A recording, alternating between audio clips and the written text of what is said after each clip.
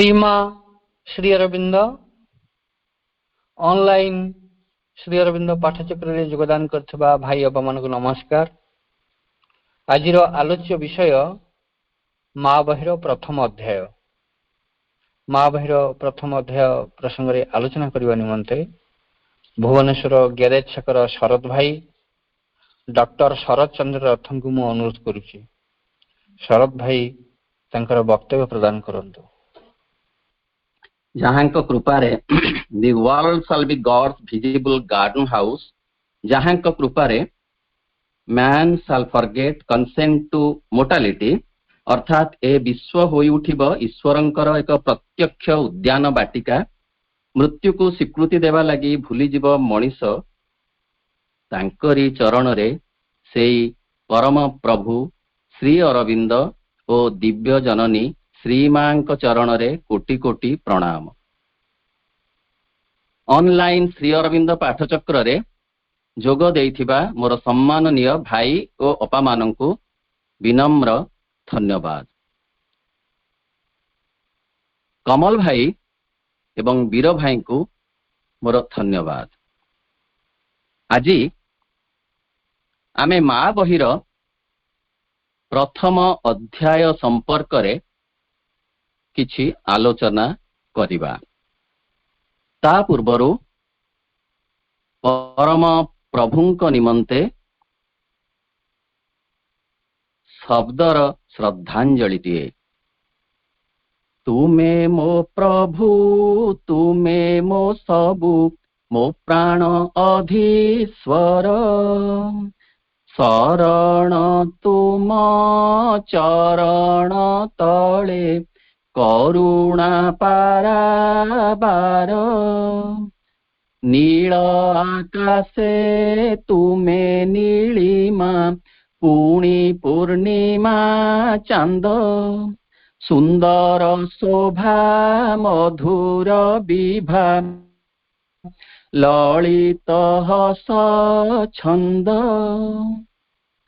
तुमे सरग पवित्र तीर्थ शीतल छणा सुधा नंदन वन सुबास तुमे तुमे अलक नंदा तुमे सागर नील लहरी सुषम मृदु हस दिगबारेणी आलोक रेखा नाविक मन तोष तुमे मलय मधुबलय सुंदर मधुमास तुमे कुसुम शोभा सीम अधीर दर हास तुमे ही आशा तुमे भरोसा तुमे सकल सिद्धि तुमे जीवर जीवन रेखा तुमे लावण्य निधि प्रणाम करे चरण तले तुमे परमानंद दिय भय हुआ सदय प्रभु श्री अरविंद दिय भय हुआ सदय प्रभु श्री अरविंद। माँ बही हेउछि श्री अरविंद विरचित दि मदर बहिर ओडिया अनुवाद।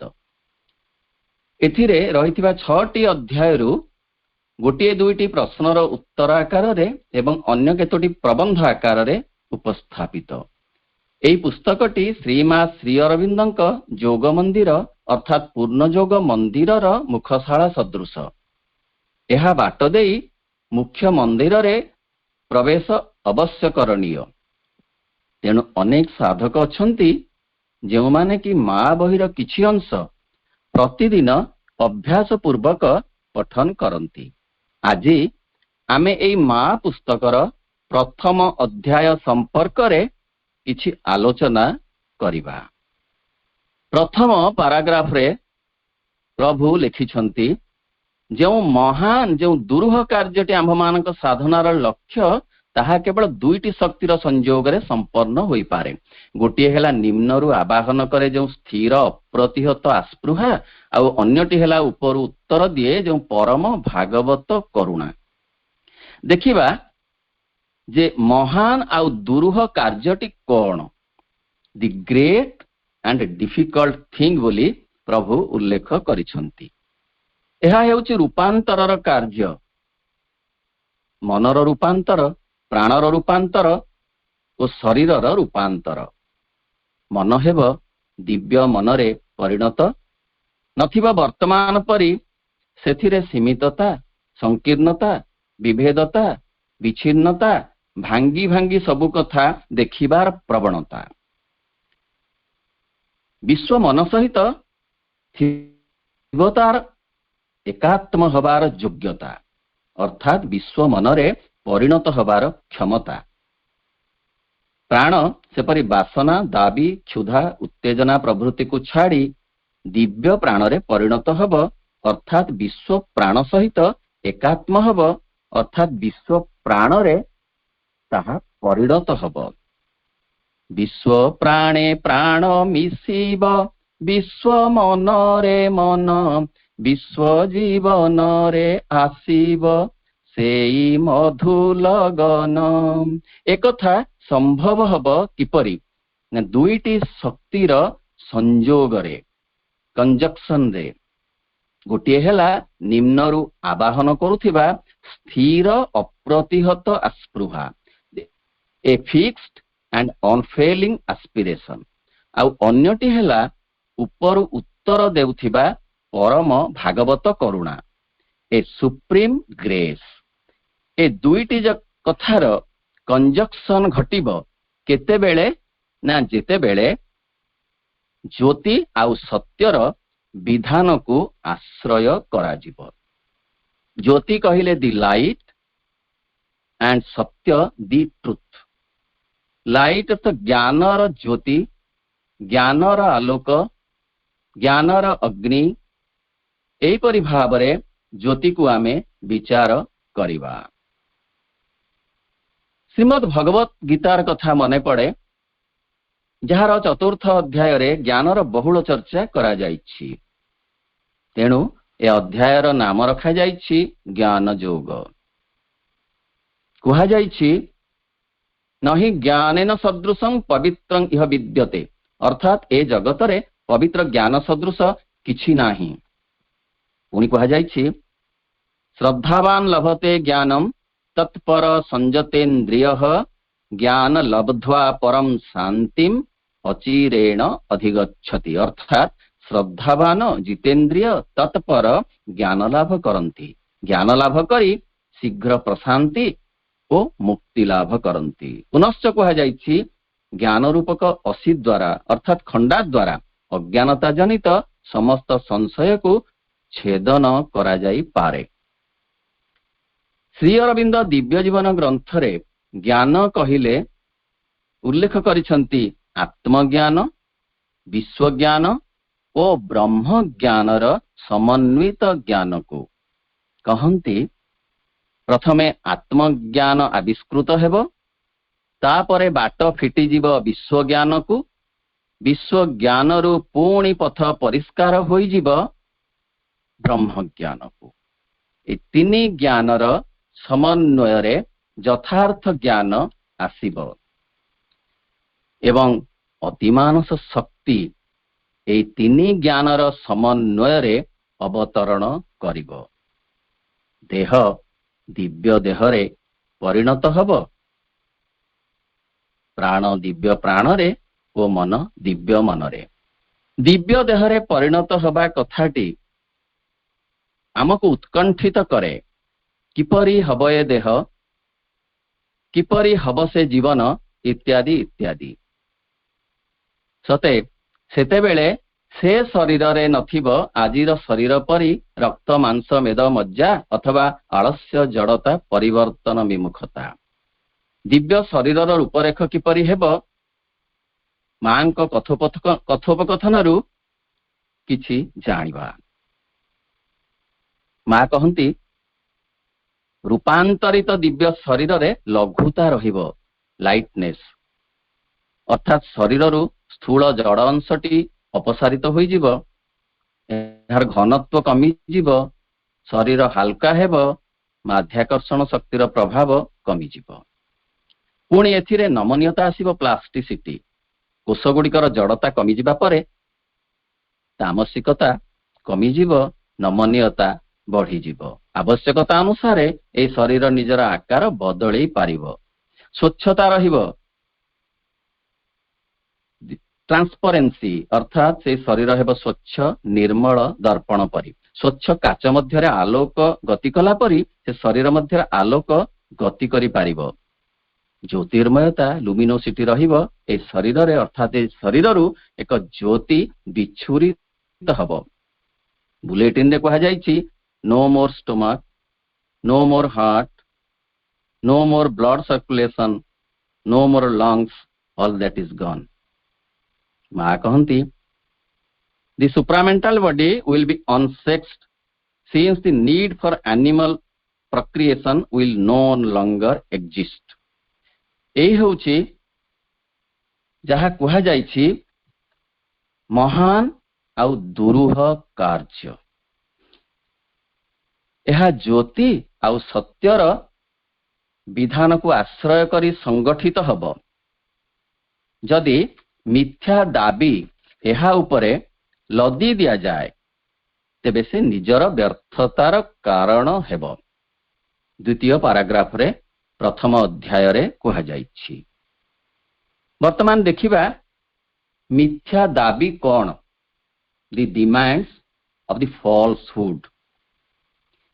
मिथ्या दाबी ए जेमती हिरण्यकशिपुर मिथ्या दाबी, से दिन रे मरिबनी, राति रे मरिबनी, पृथ्वी रे मरिबनी, आकाश रे मरिबनी, घरे मरिबनी, बाहरे मरिबनी, अस्त्र रे मरिबनी कि शस्त्र रे मरिबनी, इत्यादि इत्यादि। विष्णु किंतु ए मिथ्या दाबी को स्वीकार कले नाही। जदि स्वीकार करि थांते तेबे भगवत्तार अवमानना होई थांता, अपात्र रे भगवत्ता पड़ी जाई थांता। मने पड़े महिषासुरर मिथ्या दाबी मां दुर्गा को पाटराणी करिवार भयंकर आस्पर्धा। ना भगवती कौन स्वीकार कले कि कले नाही। मिथ्या दाबी को स्वीकार से करिवे नाही। रावणर मिथ्या दाबी स्मरण को आसे। मां सीता को राजराणी करिवार प्रबल आस्पर्धा कि अपूर्व प्रलोभन कि चाटुवाक्यर प्रयोग। मां सीता से मिथ्या दाबी को घेना कले नाही। अशोक वनरे तांकु जगी रहिथिबा नारी मानंकु कहिले मु रावणर मुह चाहिबी नाही, ताको कहि दियो पर्वत रे जेपरि पद्म फुटिबा असंभव, बुढ़ियाणी सूतारे हाथी को बांधिबा जेपरि असंभव, सेपरि पामर रावणर ए आशा पूरण हेबा असंभव। कवि सम्राट उपेन्द्र भंज वैदेहीश विलास काव्य सीतांक मुखरे कहिछंती विकसिछि कि शिखरी शिखे बिना जल रे पद्मता सुखे बंधन आशा बंधरे कि कुंजर सुना प्रबंध कि मूर्ख मुखे गो बामाए बळी पड़िबा ए मान हेब बई देही चित्त नटलिब बिना श्रीराम रे कोटिए काम रे एत पाम रे कि संभव गो बामाए। आशाबंध शब्दर अर्थ होची बुढ़ियाणी सूता, कुंजर अर्थ हाथी। तृतीय पैराग्राफ रे कहा जाउछि जे अतिमानसर परमा शक्ति उपरु अवतरण कले ନିମ୍ନରେ ଅପ୍ରକଟ ଥିବା ସେହି ଅତିମାନସ ଶକ୍ତି ପ୍ରକଟ ହୁଏ। ଜଣେ ମାଙ୍କୁ ଏ ପ୍ରଶ୍ନ ପଚାରିଲେ, ମା, ନିମ୍ନରେ ଅପ୍ରକଟ ଥିବା ଅତିମାନସ ଶକ୍ତି ପ୍ରକଟ ହେବାର ଅର୍ଥ କ'ଣ? ଉତ୍ତରରେ ମା କହିଲେ, ଏପରି କିଛି ଜିନିଷ ତାହା ଯାହା ଉପରୁ ଆସୁଥାଏ ଏବଂ ନିମ୍ନରୁ ପୁଣି ନିଜକୁ ଠେଲି ଉଠାଉଥାଏ। ଉଦାହରଣଟିଏ ଦେଲେ, କହିଲେ ଗୋଟିଏ ଦୁର୍ଭେଦ୍ୟ ଅରଣ୍ୟରେ ଗଛ କାଟି ସଫା କରି ରାସ୍ତାଟିଏ ନିର୍ମାଣ କରିବା। ଅର୍ଥ, ଉପରୁ ପରମା ଅତିମାନସ ଦିବ୍ୟ ଶକ୍ତି ଆସେ ଏବଂ ସେହି ଦିବ୍ୟ ଶକ୍ତି ଯେ ନିଜଠାରୁ ନିଜେ ଦୂରେଇ ଯାଇ ଜଡ଼ରେ ମଧ୍ୟ ଥାନ୍ତି। ଜଡ଼ରେ ଥିବା ଅତିମାନସ ଶକ୍ତି ଏବଂ ବିଶ୍ୱାତୀତତାରୁ ଆସୁଥିବା ଅତିମାନସ ଶକ୍ତିର ସଂଯୋଗ ଘଟିଲେ ପ୍ରକୃତରେ ରୂପାନ୍ତର କାର୍ଯ୍ୟ ସମ୍ଭବ ହୋଇପାରେ। ଏତେବେଳେ ଆମର ପ୍ରସ୍ତୁତି ପାଇଁ 4ଟି କଥା ଆବଶ୍ୟକ ବୋଲି ଶ୍ରୀ ଅରବିନ୍ଦ କହନ୍ତି। ସେ 4ଟି କଥା ହେଲା ଅଖଣ୍ଡ ସମର୍ପଣ, ଆତ୍ମ ଉନ୍ମିଳନ, ଅବତରଣ କରୁଥିବା ସତ୍ୟର ଆବାହନ, ମନ ପ୍ରାଣ ଶରୀରରେ ଥିବା ମିଥ୍ୟାର ପ୍ରତ୍ୟାଖ୍ୟାନ। ପ୍ରଥମ ଅଧ୍ୟାୟରେ ଭଗବତ କୃପାର କ୍ରିୟା ଏବଂ ସେହି କୃପା ପାଇଁ ଆମର ପ୍ରସ୍ତୁତି ସମ୍ପର୍କରେ ଅତ୍ୟନ୍ତ ସ୍ପଷ୍ଟ ଭାବରେ ଉଲ୍ଲେଖ କରାଯାଇଛି। ସମର୍ପଣର କଥା ଦେଖିବା। ଅଖଣ୍ଡ ସମର୍ପଣ ଅର୍ଥାତ୍ ସେ ସମର୍ପଣ ହେବ ସ୍ଥୂଳ ଓ ସୂକ୍ଷ୍ମ ସ୍ତରର। କେବଳ ଚୈତ୍ୟ ସତ୍ତା ଆବିଷ୍କୃତ ହୋଇଗଲେ ଯଥେଷ୍ଟ ହେବନି। ଉଚ୍ଚତର ମନ ସ୍ୱୀକାର କଲେ ମଧ୍ୟ ଯଥେଷ୍ଟ ହେବ ନାହିଁ। ସୂକ୍ଷ୍ମ ପ୍ରାଣ ଗ୍ରହଣ କଲେ ମଧ୍ୟ ତାହା ଯଥେଷ୍ଟ ନୁହେଁ। ସୂକ୍ଷ୍ମ ଶରୀର ଗ୍ରହଣ କଲେ ମଧ୍ୟ ତାହା ଯଥେଷ୍ଟ ହେବ ନାହିଁ। ଆଧାରର କୌଣସି ଅଂଶରେ, ଏପରିକି ସ୍ଥୂଳ ଅଂଶରେ ଥିବା ମଇଳା ଥିବା ପର୍ଯ୍ୟନ୍ତ ସମ୍ଭବ ହେବ ନାହିଁ। ଅତଏବ ସ୍ଥୂଳ ଅଂଶର ସବୁ କିଛି ଭଲ ଓ ମନ୍ଦର ସମର୍ପଣ ଏକାନ୍ତ ଆବଶ୍ୟକ। ପରେ କୁହାଯାଇଛି ଯେ ଆତ୍ମସମର୍ପଣ ପଛରେ ବାସନା, ଆମର ଦାବି ଏସବୁ ରହିବ ନାହିଁ। ଆତ୍ମ ଉନ୍ମିଳନ ଏକାନ୍ତ ଆବଶ୍ୟକ। ସମସ୍ତ ସତ୍ତା ମେଲେଇ ହେବ, ଖୋଲି ହୋଇଯିବ, ପ୍ରସ୍ଫୁଟିତ ହୋଇଯିବ, ପ୍ରକଟିତ ହୋଇଯିବ ଭଗବାନଙ୍କ ଆଡ଼କୁ। ଫଳରେ ଯେଉଁ ସତ୍ୟ ଅବତରଣ କରୁଛି ତାକୁ ଆବାହନ କରିବାର ପୂର୍ଣ୍ଣ ଭାବରେ ସୁଯୋଗ ମିଳିବ ଏବଂ ପ୍ରତ୍ୟାଖ୍ୟାନ କରିବାକୁ ହେବ ଆମ ମନ ପ୍ରାଣ ଶରୀରରେ ଥିବା ମିଥ୍ୟାମାନଙ୍କୁ। ଏହା ଆମର ପ୍ରସ୍ତୁତି ଭଗବତ କୃପା ପ୍ରାପ୍ତି ନିମନ୍ତେ। ଯଦି ଆମର ରହେ ବାସନା, ଅହଂଗତ ଦାବି ଆଉ ପ୍ରାଣର ଜିଦ୍, ତାହେଲେ ଭଗବତ କରୁଣା କାର୍ଯ୍ୟକାରୀ କରିପାରିବ ନାହିଁ ଆମ ନିକଟରେ ତଥା ଏ ପୃଥିବୀ ନିକଟରେ। କାମନା ବାସନା ସହିତ ଆମେ ଯଦି ଚାହିଁବା ଭଗବତ କୃପା ପୂର୍ଣ୍ଣ ଭାବରେ ଆମକୁ ଅଧିକାର କରୁ, ସମ୍ଭବ ହେବ ନାହିଁ। ଅନ୍ୟର କ୍ଷତି କରିବାକୁ ଯଦି ଭଗବାନଙ୍କୁ ଆମେ ଦାବି ଜଣାଇବା, ତାହେଲେ ଭଗବତ କୃପା କାର୍ଯ୍ୟକାରୀ ହେବ ନାହିଁ। ଏମିତି ଅନେକ ଅଛନ୍ତି ଯେଉଁମାନେ କି ଅନ୍ୟର କ୍ଷତି କରିବାକୁ ଈଶ୍ୱରଙ୍କ କୃପା ମାଗିଥାନ୍ତି। ତାହା ଆଦୌ ସମ୍ଭବ ହୁଏ ନାହିଁ ପ୍ରଭୁଙ୍କ କୃପାର ଅବତରଣ ପାଇଁ। କିଛି ଜିଦ୍ କରି ମାଗିବା ତାହା ମଧ୍ୟ ନୁହେଁ ଭଗବତ କୃପାର ସ୍ପର୍ଶ ପାଇବା ପାଇଁ। ମା ଯଦି ଗୋଟେ ପିଲାର ଜିଦକୁ ରଖିବା ପାଇଁ ତାର ଅସୁସ୍ଥତା ବେଳେ ମଇଁଷି କ୍ଷୀରରେ କ୍ଷୀରି ଖାଇବାକୁ ଦିଏ, ତାହେଲେ ସେ ମାତୃତ୍ୱର ଅପବ୍ୟବହାର ହୁଏ ନାହିଁ କି? ତେଣୁ କୌଣସି ଜିଦ୍ ପ୍ରାଣର ଭଗବାନ ରଖନ୍ତି ନାହିଁ, ଭଲ ପାଇଁ, କଲ୍ୟାଣ ପାଇଁ ଆମର। ତାପରେ କୁହାଯାଇଛି ଯେ ମନ୍ଦିରଟିକୁ ଆମକୁ ଶୁଦ୍ଧ ରଖିବାକୁ ହବ, ଭଗବତ କୃପାକୁ ଧାରଣ କରିବା ପାଇଁ।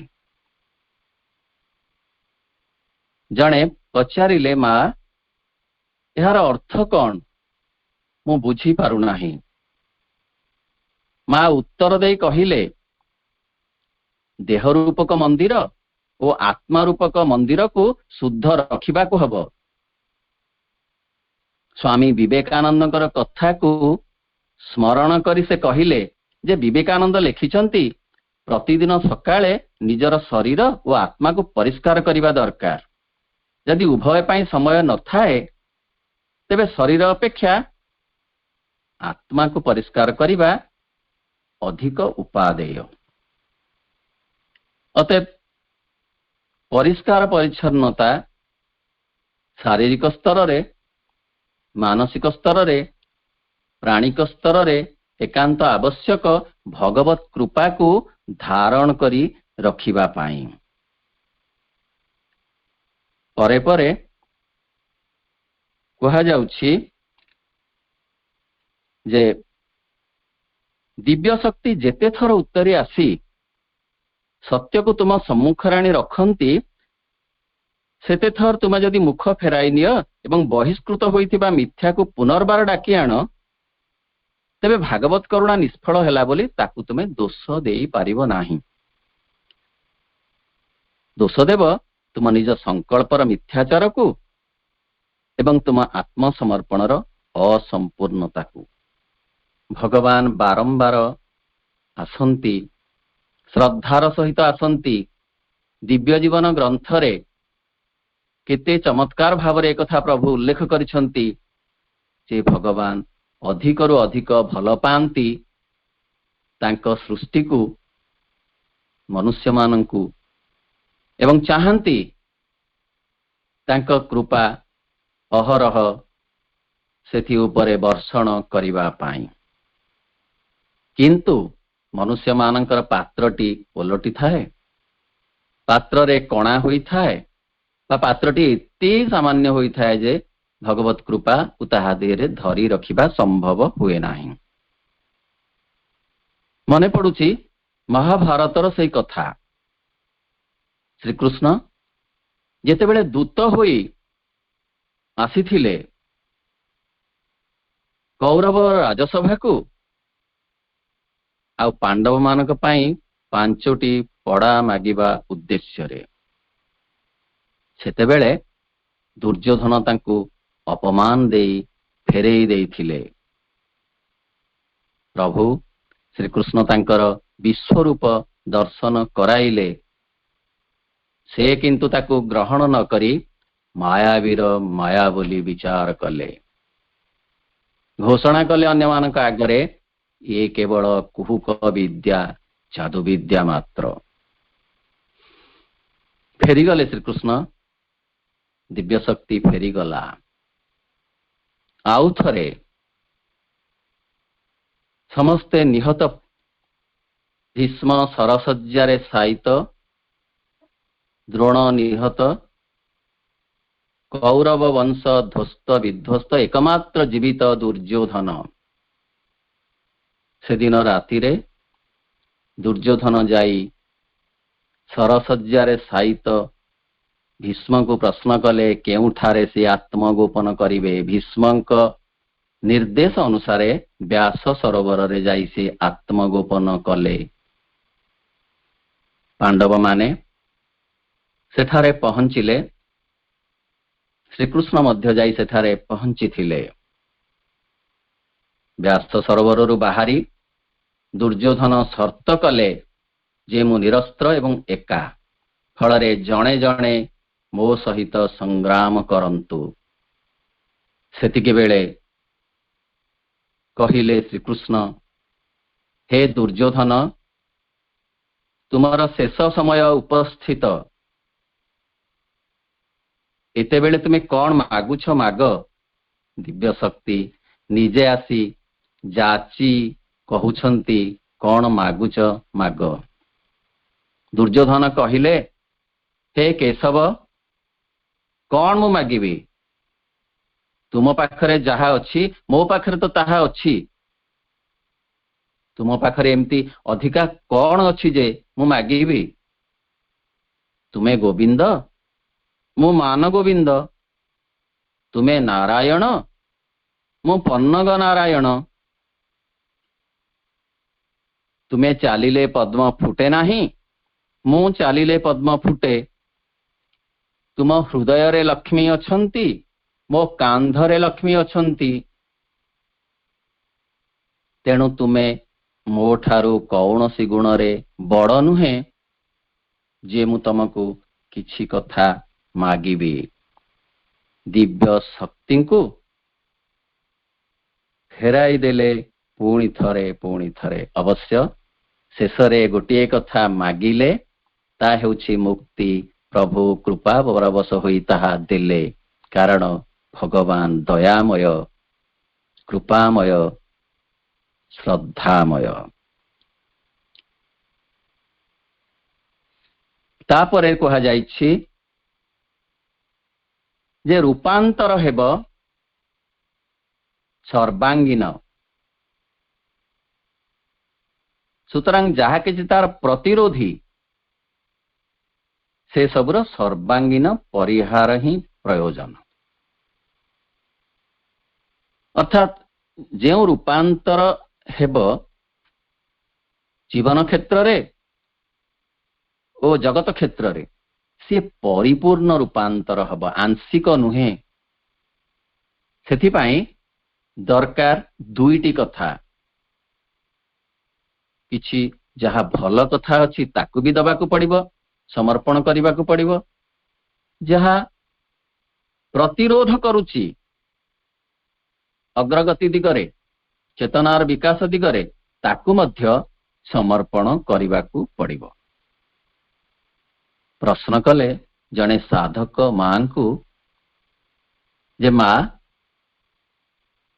ରୂପାନ୍ତର ସର୍ବାଙ୍ଗୀନ ହେବ, ଆଉ ତାର ପ୍ରତିରୋଧୀ କଥାକୁ କିପରି ପରିହାର କରିବାକୁ ପଡ଼ିବ? ମା ଉତ୍ତରରେ କହିଲେ, ପ୍ରାଣିକ ସ୍ତରରେ ଏପରି କେତୋଟି ଉପାଦାନ ରହିଛନ୍ତି। ସେମାନେ ଚୁପ୍ ହୋଇ ଏକ କୋଣ ଜାଗା ଦେଖି ଲୁଚି ରହିଥାନ୍ତି, ଆଦୌ ଜଣା ପଡୁନଥାନ୍ତି। ଦିନେ ହଠାତ୍ କୌଣସି ଚେତାବନୀ ନ ଦେଇ ସେଇ କଥାଟି ବାକ୍ସ ଭିତରେ ବନ୍ଦୀ ହୋଇ ରହିଥିବା ବିଲେଇଟି ପରି ଖପ୍ କରି ଉପରକୁ ଡେଇଁ ପଡନ୍ତି ଏବଂ ତାପରେ ଯେତେ ସବୁ ନିର୍ବୋଧତାପୂର୍ଣ୍ଣ କାର୍ଯ୍ୟ ସବୁ କରାଯାଏ। ଏତେ ଦିନ ଧରି ଅବଦମିତ ହୋଇଥିବା ଯୋଗୁଁ ତାହା ଅଧିକ ଶକ୍ତିଯୁକ୍ତ ହୋଇଯାଇଥାନ୍ତି। ଅର୍ଥାତ୍ ସେମାନଙ୍କ ପ୍ରତି ସଚେତନ ହେବା ଦରକାର। କେଉଁ କୋଣରେ କେଉଁ ବିରୋଧୀ ଶକ୍ତିଟି ଲୁଚି ରହିଛି ତାକୁ ଖୋଜି କାଢିବାକୁ ପଡେ ଏବଂ ତାକୁ ସମର୍ପଣ କରିବାକୁ ପଡେ। ଟର୍ଚ୍ଚ ଲାଇଟର କଥା ମା କହୁଛନ୍ତି। ଗୋଟିଏ ଟର୍ଚ୍ଚ ଲାଇଟ ନେଇ ଯେମିତି କଣ ବିକଣ ଖୋଜାଯାଏ, ସେମିତି ଖୋଜିବାକୁ ପଡେ ନିଜ ପ୍ରାଣ ଭିତରେ, ମନ ଭିତରେ କେଉଁ କେଉଁ ବିରୋଧୀ ଶକ୍ତି ଛପି ଛପି ରହିଛନ୍ତି, ଆତ୍ମଗୋପନ କରି ରହିଛନ୍ତି ଏବଂ ସେ ସବୁକୁ ମାଙ୍କ ପାଖରେ ସମର୍ପଣ କରିବା ଏକାନ୍ତ ଜରୁରୀ। ଭଗବତ କୃପା ଆମ ସହିତ ସ୍ଥାୟୀ ହୋଇ ରହିବାକୁ ଯଦି ଆମେ ଚାହିଁବା। ପରେ ପୁଣି ଏହି ଅଧ୍ୟାୟରେ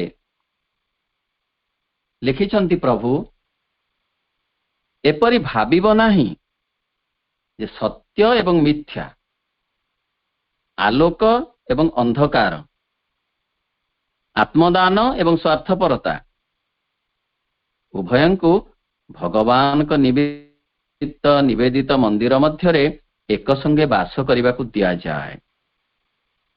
ଦୁଇଟି କଥା ଆଲୁଅ ଆଉ ଅନ୍ଧାର ଏକ ସମୟରେ ରହିପାରିବେ ନାହିଁ।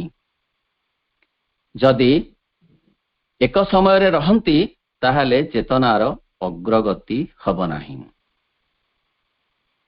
ମନେ ପଡୁଛି ଶ୍ରୀରାମକୃଷ୍ଣଙ୍କର କଥାଟିଏ,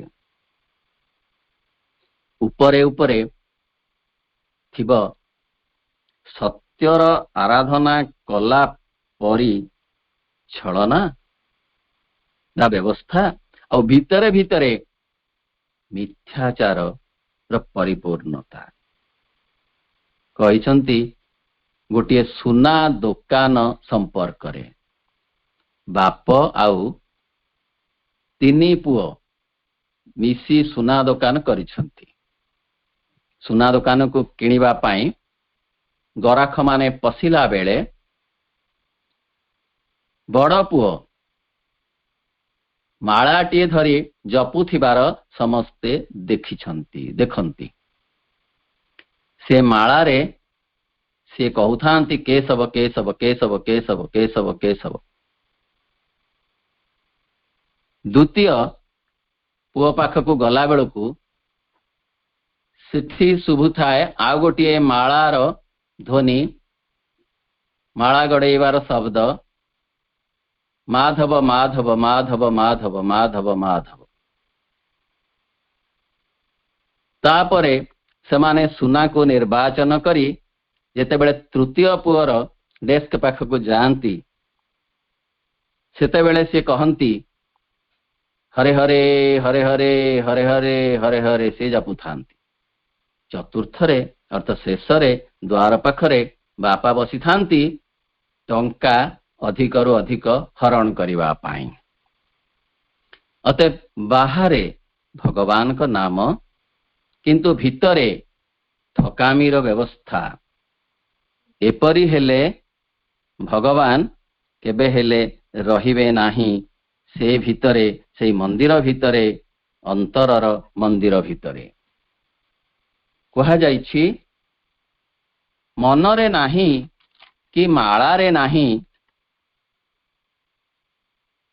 ଜ୍ଞାନରେ ନାହିଁ କି ଚେତନାରେ ନାହିଁ, ଲୋକ ଦେଖିବାକୁ ଭକତିଆ ହୋଇ ଠକ ଠକ କରୁ ତୁହି। ତେଣୁ ବିପରୀତ ଧର୍ମୀ କଥା ଗୁଡ଼ିକୁ ଏକାଠି ରଖାଯିବ ନାହିଁ,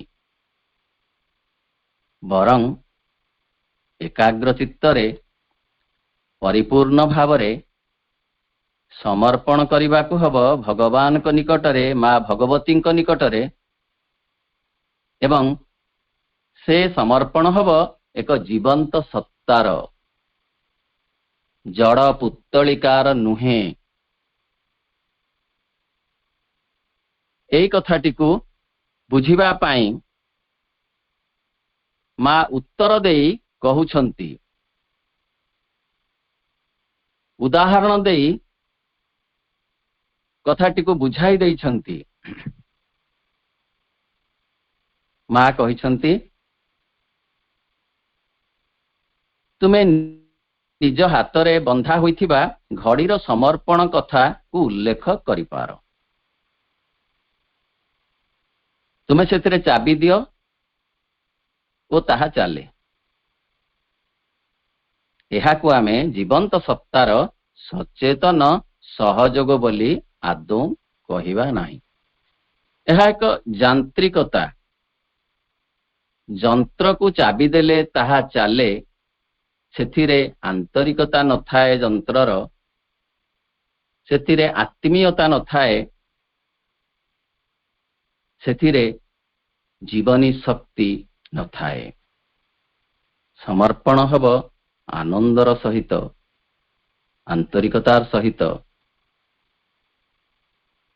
ପ୍ରୀତି ଭାବନାର ସହିତ, ତେବେ ଯାଇ ତାହା ଜୀବନ୍ତ ସତ୍ତାର ସମର୍ପଣ ହେବ। ପୁଣି ଏହି ଅଧ୍ୟାୟରେ କୁହାଯାଇଛି ଯେ ଆମେ ପ୍ରତି ମୁହୂର୍ତ୍ତରେ ସ୍ୱାଧୀନ। ସ୍ଥାୟୀ ରୂପାନ୍ତର ଯେ ପର୍ଯ୍ୟନ୍ତ ନ ହୋଇଛି ସେ ପର୍ଯ୍ୟନ୍ତ प्रतिपदरे इच्छानुसारे भगवान को अस्वीकार करा जाई पारे, प्रत्याख्यान करा जाई पारे, आत्मदान को प्रत्याहार करा जाई पारे जदि जणे आध्यात्मिक विफलता भोग करने को प्रस्तुत थाए। भगवान मनुष्य को से स्वाधीनता देइछंती, सी निर्वाचन करिब भगवान का आड़ को जीव ना नरक आड़ को जीव। हे देश मनुष्य महादेश सकल बाछिनिय, अन्य पंथा नाही सत्य अबा रसातल। प्राणी को से सुविधा दिया जाए नाही, से प्रकृतिर नियम अनुसारे चाले, मात्र मनुष्य को मन दिया जाइछि एवं से मनर अनुसारे भगवान को ग्रहण करि पारे, वर्जन भी करि पारे। किंतु शर्त हेउछि आध्यात्मिक विफलता भोग करने को प्रस्तुत से रहिबा उचित।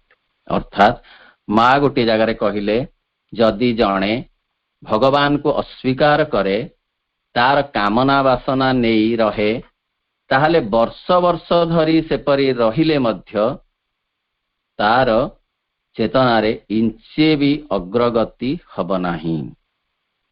आउ एहा हेब आध्यात्मिक विफलता। अन्यत्र मां का कथा जे आमे भगवान को बाद देले साधारण प्राणीटीए मात्र होई जिबा, भगवान को युक्त कले आमे असामान्य सामर्थ्यर अधिकारी होई पारिबा।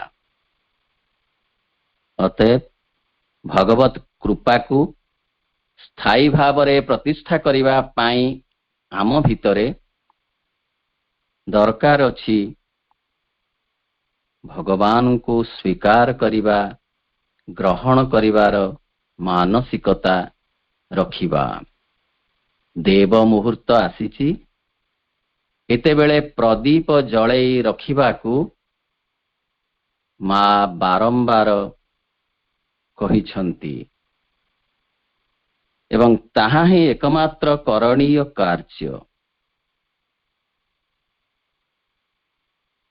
एठारे पुनश्च प्रभु लेखन्ति तामसिक निश्चेष्टता को अधिकांश समय रे यथार्थ समर्पण बोली भूल धारणा करा जाए। प्रश्न होची तामसिक निश्चेष्टता कौन? मां को जणे एई प्रश्न पचारि थिले। मां उत्तर रे कहिले निश्चेष्टता हेउची आदौ हलचल न हेबा, किछि काम न करिबा, कौनसी उत्तर न दबा,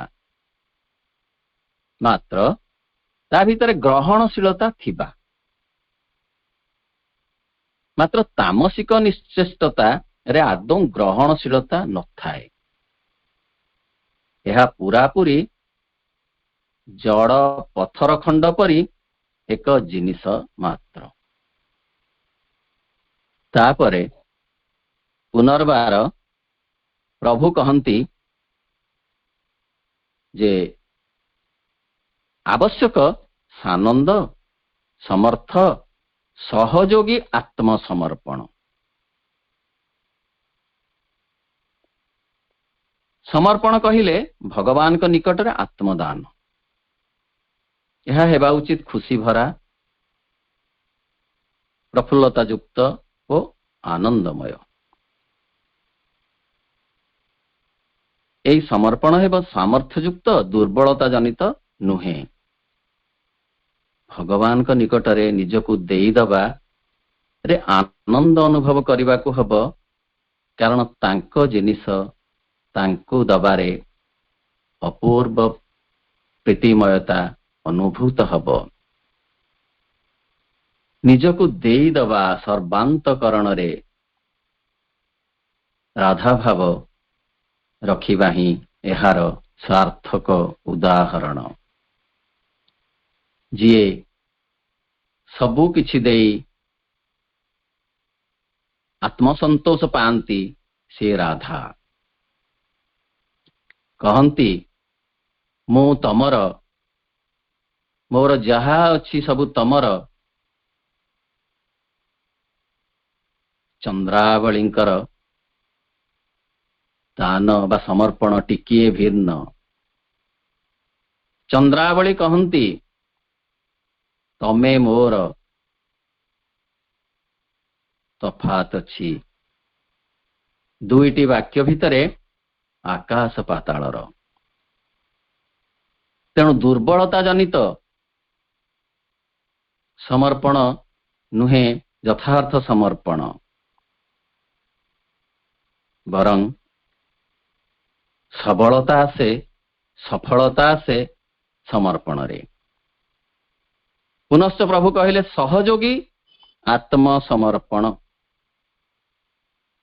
ମା କହିଲେ ସହଯୋଗୀ ଆତ୍ମସମର୍ପଣର ଅର୍ଥ ଆଳସ୍ୟ ଭରା ସମର୍ପଣ ନୁହେଁ, ଏହା ସକ୍ରିୟ ହେବା ଉଚିତ। କହିବା ଉଚିତ ନୁହେଁ ଯେ ମୁଁ ତ ସମର୍ପଣ କରିଦେଇଛି, ଆଉ ମୋର କିଛି କରିବାର ନାହିଁ, ଏଣିକି ମୁଁ ତୁନି ହୋଇ ବସିବି। ଏହା ନୁହେଁ। ମା ଭାରି ସୁନ୍ଦର ସୁନ୍ଦର ଉଦାହରଣ ଦେଇଛନ୍ତି। କବିଟିଏ କବିତା ଲେଖିଲା ବେଳେ ଯଦି ନିଜେ କବିତା ନ ହୋଇଯିବ, କବିତା ନିକଟରେ ସାନନ୍ଦ ସମର୍ଥ ସହଯୋଗୀ ଆତ୍ମସମର୍ପଣ ଭାବ ନ ରଖିବ, ତାହେଲେ ସେ ଉଚ୍ଚକୋଟୀର କବିତା ରଚନା କରି ପାରିବ ନାହିଁ। ଯଦି ଭାବେ ମୁଁ କବିତା ଲେଖୁଛି, ତାହେଲେ ସେ କବିତା ଉଚ୍ଚକୋଟୀର ହେବ ନାହିଁ। କବିତା ସହିତ କବିତା ହେବାକୁ ପଡ଼ିବ। ସେହିପରି ସମର୍ପଣ ସହିତ ସମର୍ପିତ ହେବାକୁ ପଡ଼ିବ ପୂର୍ଣ୍ଣ ଭାବରେ। ପୁଣି ଲେଖିଛନ୍ତି ମା, ଜଣେ ଗୋଟିଏ ବୋତଲରୁ ଆଉ ଗୋଟିଏ ବୋତଲକୁ କୌଣସି ତରଳ ପଦାର୍ଥ ଢାଳିଲା ବେଳେ ଯଦି ସେଥିରେ ଏକାତ୍ମ ନ ହେବ, ଏକାଗ୍ରତା ନ ରଖିବ, ତା ସହିତ ପୂର୍ଣ୍ଣ ସେ କାର୍ଯ୍ୟ ସହିତ ସମର୍ପିତ ନ ହେବ, ସେ କାର୍ଯ୍ୟ ପାଖରେ ନିଜକୁ ସମର୍ପଣ କରି ନ ଦେବ, ତାହେଲେ ସେ ଭଲ ଭାବରେ ସେ କାର୍ଯ୍ୟଟିକୁ କରିପାରିବ ନାହିଁ। ସେଇ ତରଳ ପଦାର୍ଥ ନିଶ୍ଚିତ ଭାବରେ ତଳକୁ ଢଳିଯିବ। ପୁଣି କୁହାଯାଇଛି ସର୍ବୋତ୍ତମ ରୂପେ କାର୍ଯ୍ୟଟି କର, ପ୍ରଭୁଙ୍କ ହାତରେ ତାହାର ଫଳାଫଳ ଛାଡ଼ି ଦିଅ। ଶ୍ରୀମଦ୍ ଭଗବତ ଗୀତାରେ ଅନୁରୂପ ଭାବରେ ଏହି କଥାଟିକୁ ମଧ୍ୟ ପ୍ରଭୁ ଶ୍ରୀକୃଷ୍ଣ ଅବତାରଣା କରିଛନ୍ତି। କର୍ମଣ୍ୟେବାଧିକାରସ୍ତେ ମା ଫଲେଷୁ କଦାଚନ।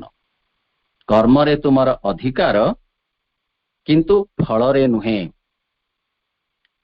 ଅତଏବ ସମର୍ପଣ ଏକ ମହାନ ଦିବ୍ୟ କର୍ମ। ବିଶ୍ୱ ଜଡ଼ରୁ ଆମ ଦେହ ରୂପକ ଜଡ଼ସତ୍ତା ଗଠିତ, ବିଶ୍ୱ ପ୍ରାଣରୁ ଆମ ପ୍ରାଣସତ୍ତା ଗଠିତ, ବିଶ୍ୱ ମନରୁ ଆମ ମନ ସଂଗଠିତ।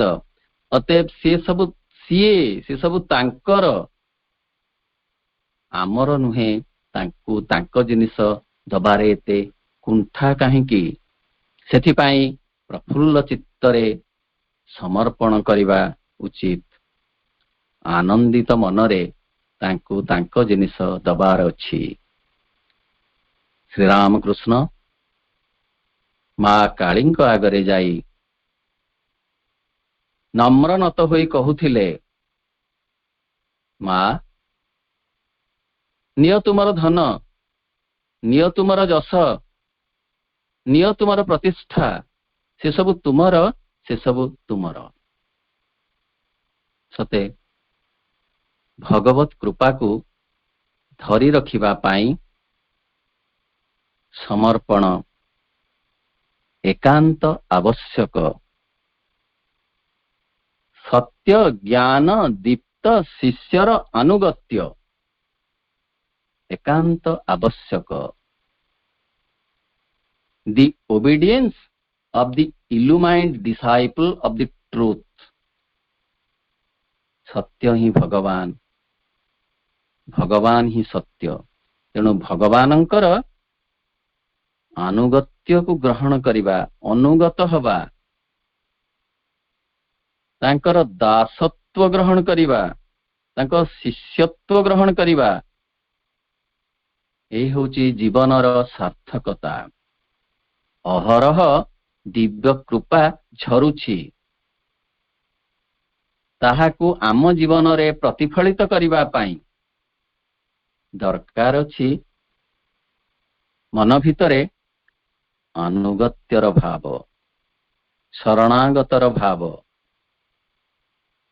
एवं ताहा अज्ञानतार सहित नुहे,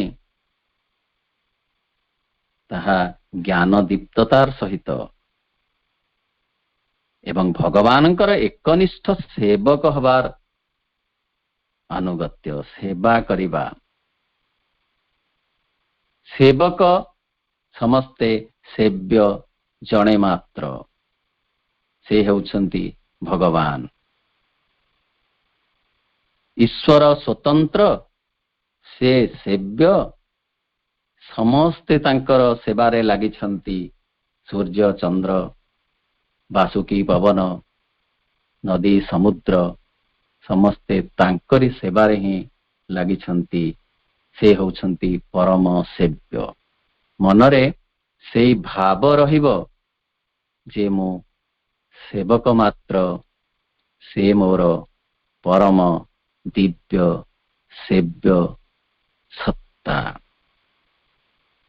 फलरे आमर अंतर्योद्धा मिथ्या और तामसिकतार विरुद्ध युद्ध करि पारिबो।